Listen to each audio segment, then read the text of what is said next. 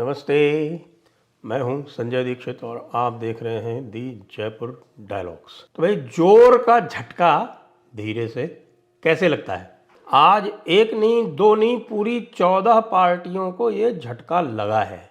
वो कौन सी 14 पार्टियां हैं और वो क्या करने गई थी सुप्रीम कोर्ट, ये जानना बहुत आवश्यक है, क्योंकि उनका सारा जो प्लान था वो पूरी तरह से धूल धूसरित हो गया। डीएमके, आरजेडी, भारत राष्ट्रीय समिति, यानी जो तेलंगाना राष्ट्र समिति अब बन गई है भारत राष्ट्र समिति, वो तृणमूल कांग्रेस, आम आदमी पार्टी, एनसीपी, शिवसेना उद्धव बाला साहब ठाकरे वाली यूबीटी, जेएमएम जी Jharkhand Mukti Morcha, JDU, CPI M, CPI, Samajwadi Party और जम्मू कश्मीर नेशनल कॉन्फ्रेंस। इन सब की क्या गुजारिश थी? इन्होंने गुजारिश की जाके सुप्रीम कोर्ट में ये कहा कि साहब देखिए, 2014 से ईडी और सीबीआई जो हैं, उन्होंने जो पॉलिटिकल लोगों पर जो केस दर्ज किए हैं वो 600% बढ़ गए हैं। 600% बढ़ गए हैं और उन 600% में से ईडी का जो मामला है वो और सीबीआई का एक में 95% से लगभग है और दूसरे में 95% से अधिक है। तो इसलिए आप कृपया गाइडलाइन जारी करें। गाइडलाइन जारी करके इनको ये बताएं कि यदि कोई पॉलिटिकल लीडर जो भी ऑपोजिशन पार्टी का है उसको यदि केस दायर किया जाता है तो उसको आप अरेस्ट नहीं करेंगे, और अरेस्ट नहीं करके और उसको बाद में यदि आप उसको बुलाएंगे भी तो उसको विशेष सहूलियतें देंगे। गाइडलाइंस जारी कीजिए। तो सुप्रीम कोर्ट ने उनकी इस मांग को बेदर्दी से खारिज कर दिया और पिटीशन डिसमिस हो गई, डिसमिस्ड एज विड्रॉन। क्योंकि ये भी एक सुप्रीम कोर्ट में और हाई कोर्ट में एक ये फैसिलिटी होती है कि यदि आपको लगे कि जज साहब जो है वो पूरी तरह से आमादा है कि ये तो पिटीशन को डिसमिस ही करेंगे, तो जो समझदार वकील होता है वो पिटीशन को विड्रॉ कर लेता है। तो फिर वो लिखा जाता है डिसमिस्ड एज विड्रॉन। फिर उसके ऊपर कोई ऑब्जर्वेशन नहीं आते हैं, मेरिट इत्यादि पे कुछ नहीं होता है। लेकिन जो सवालात पूछे गए सुप्रीम कोर्ट द्वारा वो बहुत अधिक महत्वपूर्ण हैं। पहली बात तो ये कि जो मैंने आपको पूरी लिस्ट बताई उसमें से आप ये बताइए कि इन सब पार्टियों की छवि क्या है। क्या इनमें से एक भी ऐसी कोई पार्टी है जिसको हम कह सकते हैं कि हाँ वो सार्वजनिक जीवन में शुचिता की हामी है, या सार्वजनिक जीवन में कुछ ऐसे काम करती है जिसको ये मान के चला जाए कि पब्लिक भी ये सोचती है कि ये पब्लिक स्पिरिटेड लोग हैं। ना ना ना ना ना ना, इनमें से तो अधिकतर वो हैं जो पूरी तरह से डायनेस्टिक हैं, वंशवादी हैं।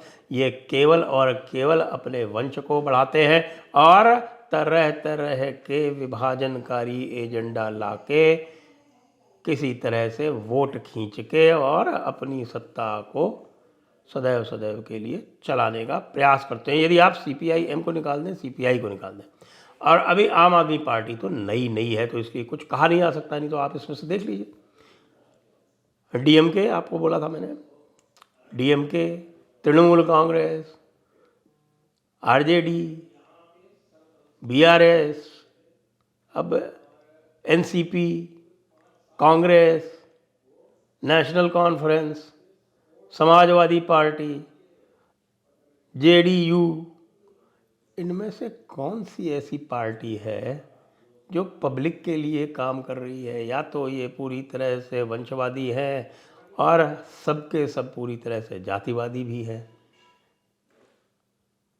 अब नीतीश कुमार और कुछ नहीं तो जातिवादी है पूरी तरह से, आप जानते हैं इनको। तो वंशवादी नहीं है तो कुलवादी है।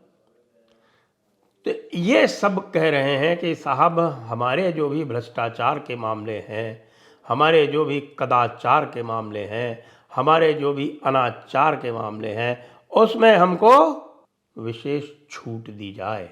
उसमें हमको यदि मान लीजिए ईडी जो है हमको पकड़ लेती है, जैसे कि आप जानते हैं किस प्रकार से, जैसे उदाहरण ले लेते हैं, केस चल रहे हैं इस समय आम आदमी पार्टी के विरुद्ध। अब आम आदमी पार्टी के विरुद्ध जो ईडी और सीबीआई के जो केस चल रहे हैं उसमें आप जानते हैं कि 2-2, 3-3 बार उनकी जमानतें तक रद्द हो गई हैं, और कोर्ट ने यहाँ तक ऑब्जर्वेशन दे दिया है कि इसमें मनीष सिसोदिया के बारे में ख़ास तौर से कि ये तो इसकी धुरी है, लिंचपिन है एक्साइज स्कैम की। उसके अलावा 3 केस और चल रहे हैं। तो तरह तरह के भ्रष्टाचार कर रखे हैं और कह ये रहे हैं कि साहब कि ये इनको जो भी किया गया या मोटिवेटेड है। बीआरएस को ले लीजिए, वो कविता जी जो हैं वो ईडी के चक्कर में आ गई हैं। 100 करोड़ रुपए के मामले में 100 करोड़ रुपए की मनी लॉन्ड्रिंग हुई है। तो उसमें यदि ईडी ने मनीष सिसोदिया के ऊपर छापा डाला और उसमें नाम आ गया कविता का, तो कविता को छोड़ दिया जाए, उनसे कुछ भी ना किया जाए? तृणमूल कांग्रेस के जो केसेस हैं वो सबको पता है, उसमें तो सीबीआई में अधिकतर केस जो है वो हाई कोर्ट ने सीबीआई में डाले। तो जो हाई कोर्ट ने सीबीआई में डाले उनको क्यों भाई उन 95% में आप गिनते हो? बहुत सारे केस इसमें सीबीआई के माध्यम से आए। तो ये हो गए आपके बीआरएस वाले। एनसीपी वालों को देख लीजिए, मतलब इनमें से एक भी ऐसा नहीं है जो कोई दूध का धुला हो। सब काजल की कोठरी में काले हुए लोग हैं। इसलिए सुप्रीम कोर्ट ने क्या कहा ये जानना अत्यंत आवश्यक है। सुप्रीम कोर्ट ने सबसे पहले तो ये पूछा कि ये बताइए कि ये जो आप जो केस लाए हैं इसमें फैक्ट्स क्या हैं। आप चाहते हैं कि केवल आंकड़ों के आधार पर एक गाइडलाइन जारी कर दे कोर्ट? क्या आप कोई किसी इंडिविजुअल ने इस पे आपत्ति की है क्या? 14 पॉलिटिकल पार्टीज़ ने इसके ऊपर यहाँ पर पिटीशन डाली है। ऐसी पिटीशन किस तरह से स्वीकार हो सकती है? किस प्रकार का आप एक प्रेसिडेंट बनवाना चाहते हैं सुप्रीम कोर्ट को इन्वॉल्व करके?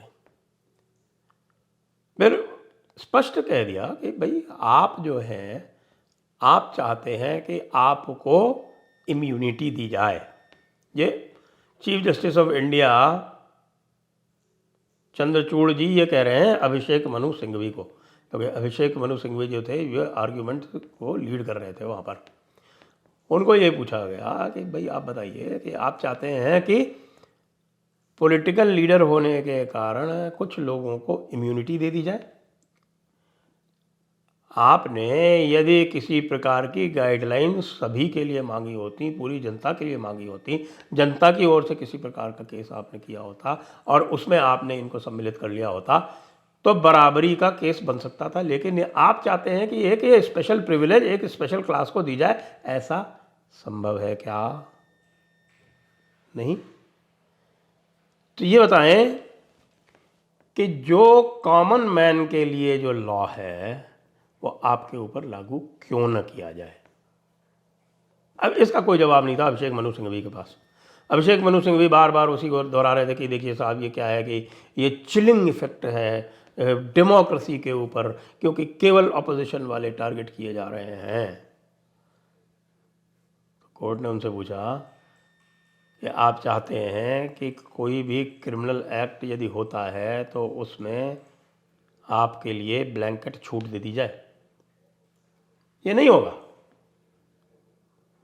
अब इतना सुनते ही तो इनके तो बड़े होश फाख्ता हो गए। होश फाख्ता होने के बाद फिर इन्होंने बड़ी अनुनय विनय की, चिरौरियाँ की कि साहब ऐसा नहीं है, हमारा ये अर्थ नहीं था, हमारा वो अर्थ नहीं था।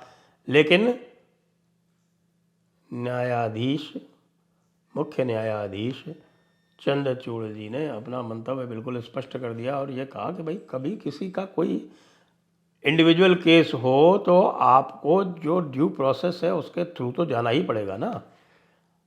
अब आप यह चाहते हैं कि साहब के सुप्रीम कोर्ट ही सारी बेल ले। अब ये जो सुप्रीम कोर्ट ही सारी बेल ले, ये कुछ सुप्रीम कोर्ट के ऊपर भी आक्षेप है, क्योंकि कुछ ऐसे केस हुए जिसमें सीधे लोगों ने सुप्रीम कोर्ट को अप्रोच कर दिया, उनको बेल मिल गई। और तो और जनरल गाइडलाइन की बात करते हैं, जनरल ऑब्जर्वेशन तो हमारे जो नंबर 3 के जज साहब हैं वो तो तरह तरह के जनरल ऑब्जर्वेशन देने के लिए आजकल तत्पर ही हैं। जून में उनका रिटायरमेंट है, उसके पहले वो पूरा मामला फिक्स करके जाना चाहते हैं। वो चाहते हैं कि साहब के कम से कम जो बहुसंख्यक समाज है वो बिल्कुल दबके रहे, जिस प्रकार से सदैव दबके रहता था 1000 वर्ष से। अब उसकी हिम्मत कैसे हो गई कि वो सामने उठ के खड़े होके और प्रश्न पूछने लगा है। उसको अपनी औकात में रहना चाहिए, इसलिए वो नंबर 3 वाले जो हैं वो पूरी तरह से उसके ऊपर है। उनके विरुद्ध लोगों ने प्रेसिडेंट को भी लिख दिया है महाभियोग के लिए। जी, ऐसा भी हो रहा है। तो भाई हमारे भाई लोगों की हालात हो गए ख़राब। और जब ये दिखा कि अब ना केवल जो डांट पड़ी है सो तो पड़ी है, अब राइटिंग में भी लिख के डांट आ जाएगी, तो फिर हाथ खड़े कर दिए भाई लोगों ने। और हाथ खड़े करके कहा त्राहिमाम त्राहिमाम, हमें आप बख्श दें, कृपया हमें इस पिटिशन को वापस लेने की अनुमति दें, जिससे कि हमारे सामने ये नहीं आए कि आपका राइटिंग में आ जाए, आप इसमें राइटिंग में ऑब्जर्वेशन ये सारे दे दें। अभी तक तो केवल ये जो लाइव ट्वीटिंग वाले हैं उन्होंने ही रिपोर्ट किया है, बाकी फिर सारा का सारा रिकॉर्ड पे आ जाएगा। तो विड्रॉ करके जान बची तो लाखों पाए, लौट के बुद्धू घर को आए। जय हिंद, वंदे मातरम।